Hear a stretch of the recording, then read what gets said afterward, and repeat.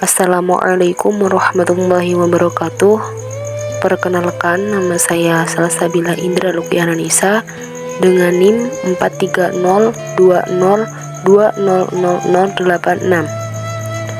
Oke, baik, langsung saja.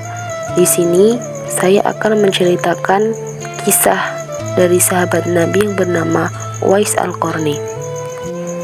Uwais Al-Qarni merupakan sosok tabi'in yang hidup pada masa Rasulullah SAW. Akan tetapi dia belum pernah bertemu dengan Rasulullah sendiri. Nama aslinya adalah Abu Amr bin Amir bin Ja'si bin Malik Al-Qarni Al-Muradi Al-Yamani.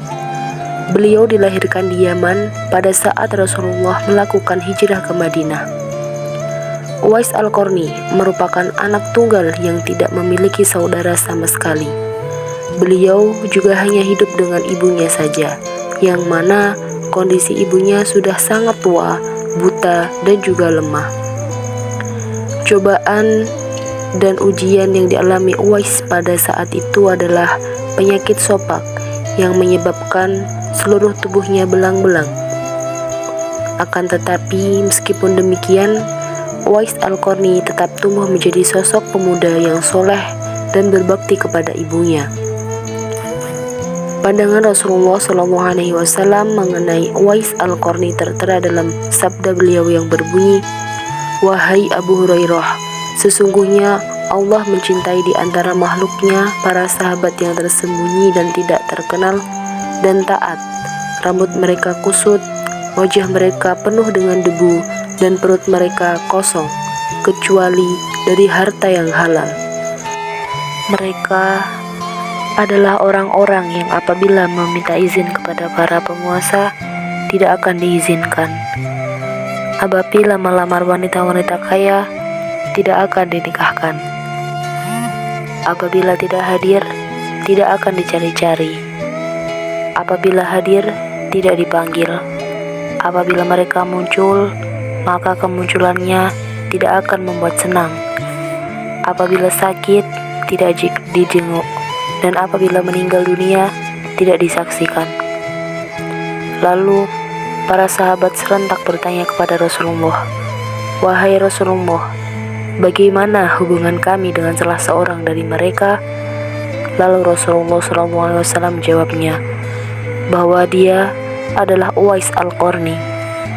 Para sahabat pun bertanya lagi, "Siapakah Uwais Al-Qarni?"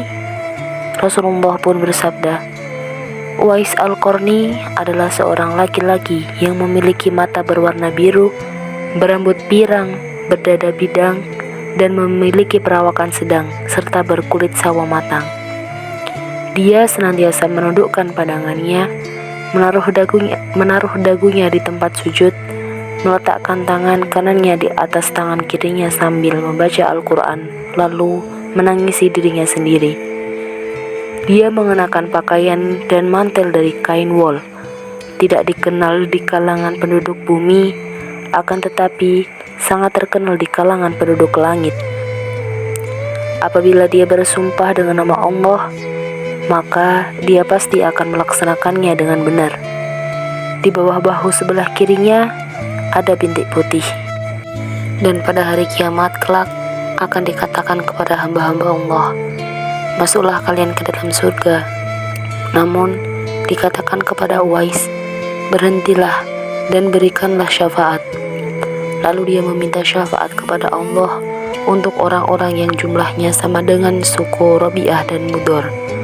"Wahai Umar, wahai Ali, jika kalian berdua bertemu dengannya, maka mintalah dia supaya memohonkan ampunan bagi kalian berdua. Niscaya Allah akan mengampuni kalian berdua."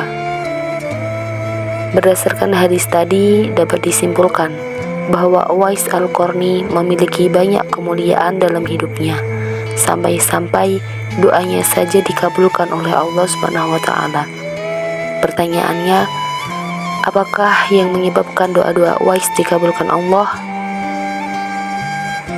Doanya dikabulkan karena sikap Uwais yang sangat berbakti kepada ibunya. Dan dikisahkan dahulu Uwais pernah menggendong ibunya dari Yaman ke Mekah. yang mana dari semua permintaan ibunya bisa Uwais kabulkan. Akan tetapi ada satu permintaan yang memang benar-benar sulit untuk Uwais kabulkan, yakni pergi haji. Mengingat bahwa dahulu Uwais adalah orang yang miskin, ia sangat bingung untuk mengantar ibunya ke Makkah. Ia memikirkan bagaimana caranya agar ibunya sampai ke Makkah untuk menunaikan ibadah haji. Alhasil, dengan jerih payah ia berpikir, ia menemukan cara untuk mengantar ibunya ke Makkah, yakni dengan cara menggendong ibunya. Akan tetapi, sebelum melakukannya, ia membeli seekor lembu dan membuatkan kandang di atas bukit, yang mana setiap harinya ia menggendong lembu tersebut dengan maksud agar ia kuat untuk menggendong ibunya sampai ke Baitullah, Makkah. Namun, dengan perilakunya itu, banyak masyarakat sekitar yang menganggap bahwa ia sudah gila. Akhirnya, 8 bulan pun berlalu. Lembu yang dulunya kecil, kini sudah menjadi besar. Begitupun otot-otot Uwais juga semakin kuat. Dan tibalah waktunya, yaitu musim haji. Ibunya sangat senang karena akan jadi pergi haji. Namun, ibunya juga terkejut ketika Uwaislah yang akan menggendongnya sampai ke Makkah. Perjalanan yang sulit ia tempuh demi baktinya kepada ibu. Sesampainya di Makkah, Uwais berdoa, "Ya Allah, ampunilah semua dosa ibuku." Ibunya pun bertanya, "Bagaimana dengan dosamu?" "Dengan terampuninya dosa ibu, maka ibu akan masuk surga." Cukuplah ridho dari ibu yang akan membawa Uwais ke surga. Itulah sedikit cerita tentang Uwais Al-Qarni dengan ibunya. Mungkin cukup sekian yang dapat saya jelaskan, kurang lebihnya mohon maaf. Billahi taufiq wal hidayah. Wassalamualaikum warahmatullahi wabarakatuh.